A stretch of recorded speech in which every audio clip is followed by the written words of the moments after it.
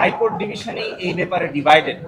আপনারা জানেন, দুইজন বিচারপতি নিবন্ধন বাতিল করে রায় দিয়েছেন, আরেকজন বিচারপতি নিবন্ধনের পক্ষে রায় দিয়েছেন। মূল আর্গুমেন্ট করেছেন, নিবন্ধন বাতিলের পক্ষে যিনি আর্গুমেন্ট করেছেন তিনিই বলেছেন যে ব্যক্তি নিবন্ধনের মামলা এইভাবে বাতিল করার জন্য দায়ের করেছেন তিনি নিজেই পক্ষ দোষে দুষ্ট।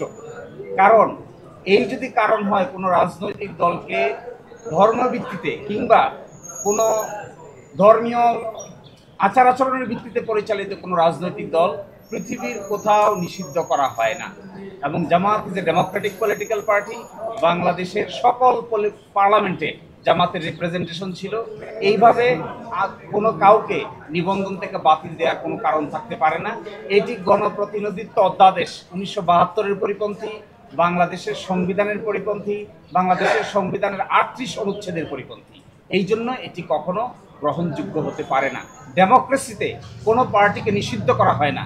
ডেমোক্রেসিতে পিপলকে বলা হয় কে ভালো কে খারাপ জনগণই নির্ধারণ করবে, কোনো আদালত কিংবা কোনো বিশেষ ক্ষমতাশীল লোক এটা নির্ধারণ করে না। এটা ডেমোক্রেসির নিয়ম নয়।